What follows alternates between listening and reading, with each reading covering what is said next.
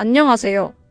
그 누구도 속 시원하게 솔직하게 알려주지 않는 이명 난청 등 청력 관련 병 이야기를 정말로 진솔하게 논리적으로 전해드려 이명 난청의 올바른 이해와 명확한 이명 난청 치료 방법을 제시해드리는 이명 난청을 정복하는 사람들 영문명 사운드 케어입니다.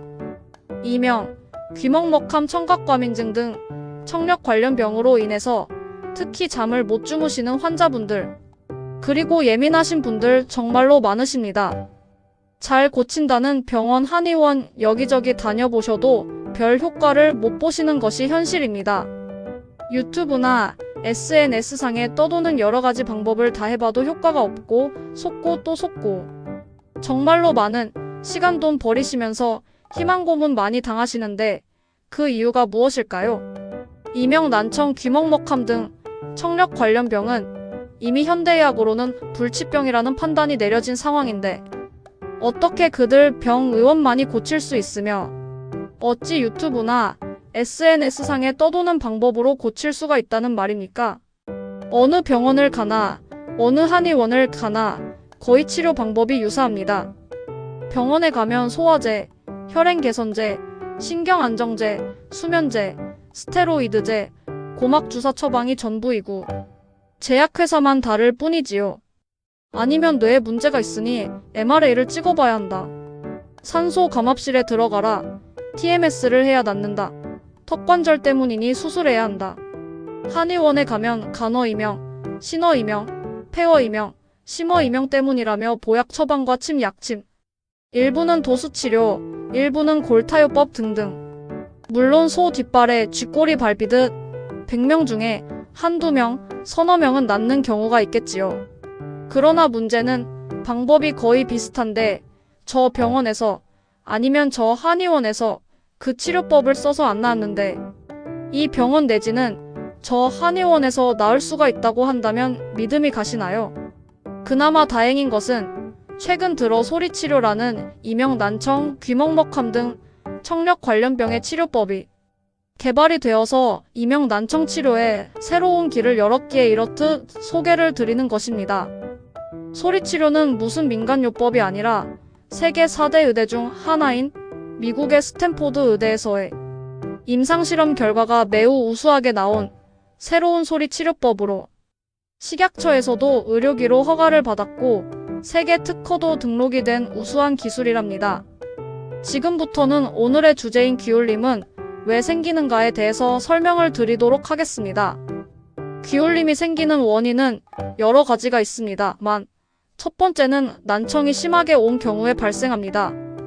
다시 말해 돌발성 난청으로 저음 영역대에서 고음 영역대까지 전부 난청이 온 경우, 이 가운데에서도 저음 영역대가 고음 영역대보다 난청이 더 심한 경우에 또는 저음과 고음 영역대의 그래프가 큰 차이를 보일 때 귀울림 현상이 일어납니다. 쉽게 얘기해서 청력 검사 결과가 포장도로 정도의 완만한 경사로 같은 모습을 보여야 하는데 비포장 도로처럼 오르락 내리락이 심한 모습을 보이는 경우 저음 영역대와 고음 영역대의 밸런스가 깨지면서 다시 말해 소리가 제대로 착지가 안 되면서 또렷하게 들리지 않는 현상, 즉 소리는 들리는데 무슨 소리인지 알아들을 수가 없는 경우를 말합니다. 물론 다 그런 것도 아니고 저음 영역과 고음 영역의 격차가 큰 환자분들의 경우 50% 정도가 귀울림 현상을 보이는 것으로 조사됐습니다. 그러면 고도 난청이나 심도 난청의 경우 대부분의 환자가 귀울림 현상이 있는 것 아니냐 하실 텐데 모두가 그렇지는 않습니다. 두 번째는 격동 현상이 있는 환자의 경우 귀울림 현상이 나타납니다.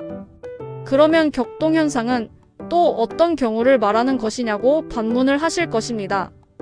격동 현상은 정말로 드문 청력 관련 병으로 같은 크기의 소리가 크게 들리기도 작게 들리기도 하는 경우를 말하는데 이러한 설명을 드려도 잘 이해가 안 되면 물론 무슨 같은 볼륨의 소리가 크게 들렸다 작게 들렸다 하느냐며 말도 안 되는 소리 하지 말라고들 하신답니다. 무슨 얘기냐 하면요.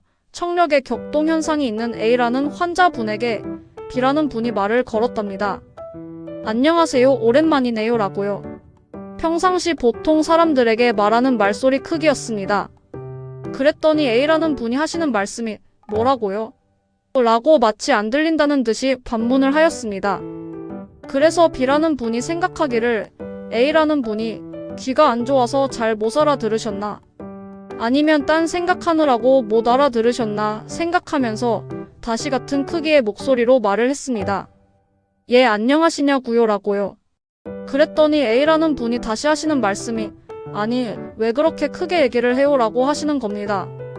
B라는 분은 좀 어이가 없었지요. 아니, 처음 말할 때는 못 알아듣는 것처럼 뭐라고 했냐고 반문을 하더니 곧 바로 한 말에는 말을 크게 한다고 하시니 아니, 같은 크기의 톤으로 말을 했는데 처음에는 못 알아들은 것처럼 말을 하더니 잠시 후 한 말에는 크게 얘기한다고 하니 어이가 없지 않겠습니까? 격동현상은 이처럼 본인에게 들리는 말소리가 시시각각으로 변하면서 금방 들렸던 말소리가 안 들리기도 하고 금방 안 들렸던 소리가 크게 들리기도 하는 한마디로 청력이 순간순간 오르락 내리락하는 현상을 말합니다. 격동현상은 64밴드의 정밀 청력 검사를 해보면 많은 환자분들의 그래프가 정말로 지진 측정기의 그래프가 강도 6 이상의 지진 모습을 나타내는 것처럼 상당히 그래프의 모양이 심하게 오르락 내리락하는 상태를 보인답니다.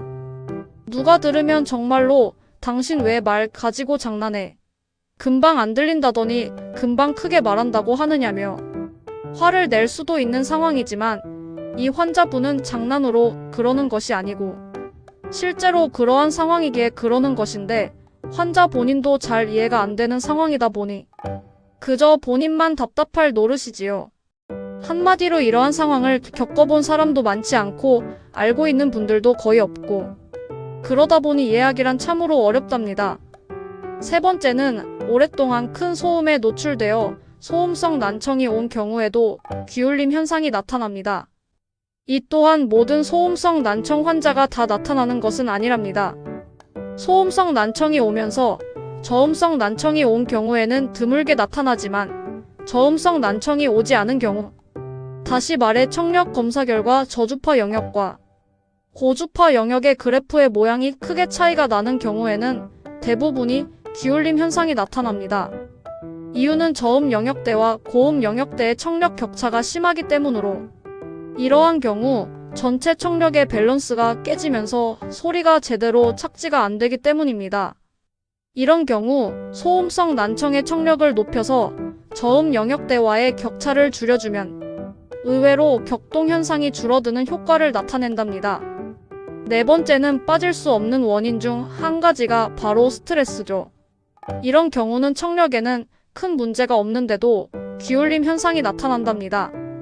이러한 경우는 정말로 이비인후과에서도 이해를 전혀 못하고 청력에 아무런 문제가 없는데 무슨 소리가 그렇게 들리냐고 하면서 시간이 남으면 정신과에 가서 상담을 받아보라고 권하는 경우도 많답니다. 이유는 현재 이비인후과에서 하는 6밴드 청력 검사로는 청력 검사의 정확도가 매우 떨어져서 격동 현상을 전혀 측정할 수가 없기 때문으로 검사 결과에 나타나지도 않으니 알 수도 없고 나타나더라도 그것을 보고 판독을 해야 하는데 판독을 할 수가 없기에 더욱 이해를 못하는 것이랍니다. 그런데 가장 정밀하며 가장 빠른 자동 청력 검사 장비인 AMA-PTA라는 장비는 134밴드를 측정할 수 있는데 그 장비를 이용해서 청력 검사를 하면 귀울림 현상의 원인이 그래프상에 뚜렷이 나타나기에 알 수가 있답니다. 물론 모든 환자가 나타나는 경우는 아니고 예외인 경우도 있답니다. 그러나 문제는 정밀 청력 검사 결과 격동 현상이 심하다는 사실을 알게 되더라도 병원에서는 뚜렷한 치료 방법을 알 수가 없고 장비도 없어서 환자분에게는 별 도움이 되지를 않는다는 사실입니다. 물론 귀울림 현상을 나타내는 환자분들의 경우 정밀 청력 검사를 했을 때 검사 결과의 그래프가 심하게 오르락 내리락 하는 경우가 나타나는데 이 또한 모든 환자분에게서 다 나타나는 것 또한 아니랍니다.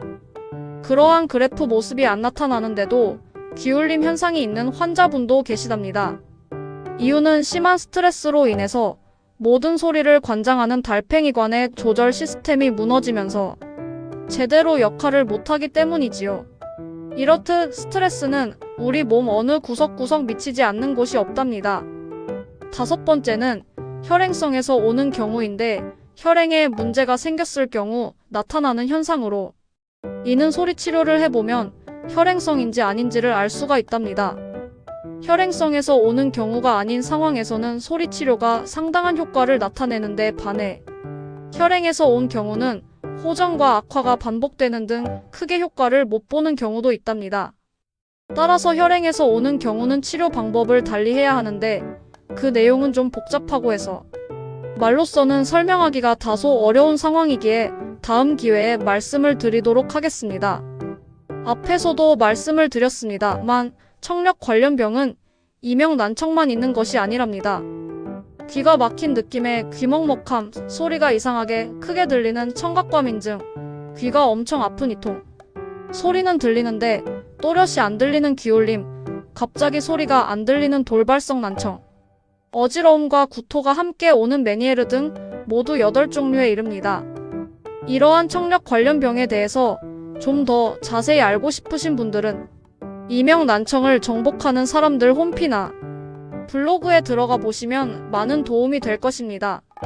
보다 자세한 내용을 알고 싶으신 분들은 언제라도 1577-2721로 전화 주시면 자세히 설명해 드립니다. 끝까지 읽어주신 데 대한 감사의 마음으로 드리는 팁입니다. 이명 치료를 위해서 어느 병원이나 어느 한의원을 가시더라도 그냥 무턱대고 치료받겠다고 하지 마시고 이명 탐색기 REV134는 있는지, 어떠한 원리로 이명을 치료하고 정말로 치료가 되는지, 치료 사례는 얼마나 되고 보여줄 수 있는지를 반드시 팩트 체크하신 후에 결정하시기 바랍니다. 답을 제대로 못하거나 이명 탐색기가 없다면 좀 고민해보겠다고 하고 얼른 나오시기 바랍니다.